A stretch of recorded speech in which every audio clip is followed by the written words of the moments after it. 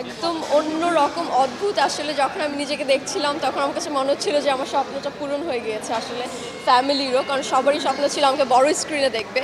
তো সেটা at last হলো নিয়ে আমার কাছে কি বলবো আসলে মানে ইমোশনাল হয়ে যাচ্ছিলাম, কারণ মানে সবার ভাগ্যে তো আসলে এরকম হয় না, অনেকেই স্বপ্ন দেখে সবারটা পূরণ হয় না, বাট আমারটা হয়েছে। সবাই দোয়া করবেন আমার জন্য যেন আর অনেক ভালো ভালো কাজ করতে পারে।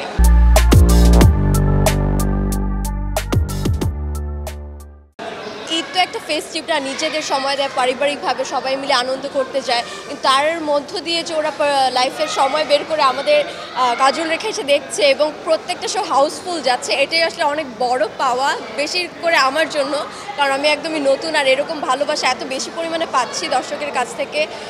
আমি আসতে আসতেই মানুষজন আমাকে যেভাবে ঘিরে ধরেছে, বলছে অভিনয় এত ভালো লেগেছে, মানে থাকে না মানে এই ভালো লাগা আসলে নেওয়া যায় না।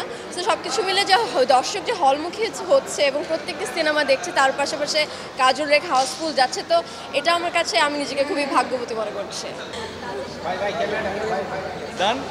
হৃদয়ে হৃদয়ে অনেকে আছে, আমার ভালোবাসার মানুষ, মা বাবা, ফ্যামিলি মেম্বার, বন্ধু বান্ধব সবাই আছে, হৃদয়ে তো অনেকেই থাকে।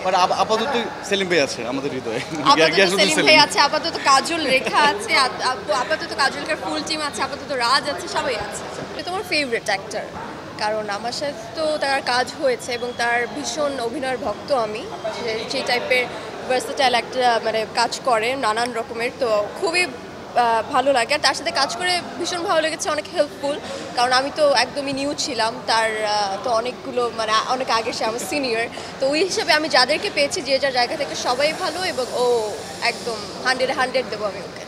এইটা তো আগে থেকে বলে দিল তো সারপ্রাইজ থাকলো না, এখন আস্তে আস্তে দেখা যাবে।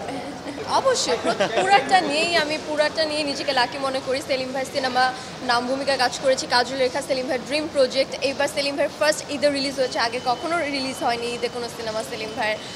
আমার ফার্স্ট কাজ, তারপর এত দুর্দান্ত আর্টিস্টকে পেয়েছি আমরা, মানে ফুল টিম অনুযায়ী, তো সব কিছু মিলেই একদম আমি নিজেকে বলবো যে আমি লাকি অ্যাকচুয়ালি। আমি শুটিং সেটে, কাজল রেখা শুটিং সেটে রাজকে একটা লক্ষ্মী ছেলের মতো দেখেছি, তাকে আমি কোনো দুষ্টুমি করতে দেখিনি। দর্শকের উদ্দেশ্যে এতটুকু বলবো যে যারা কাজল রেখা দেখে ফেলেছেন তারা তো দেখে ফেলেছেন, আর যারা দেখেননি অবশ্যই সময় করে কাজল রেখা দেখবেন, কারণ অনেক সুন্দর একটা স্টোরি, আপনাদের অবশ্যই ভালো লাগবে। এবং তার পাশাপাশি আরও অনেক সিনেমা রিলিজ পেয়েছে, আমি তো প্রত্যেকটি সিনেমা দেখবো, আপনারাও দেখবেন অবশ্যই।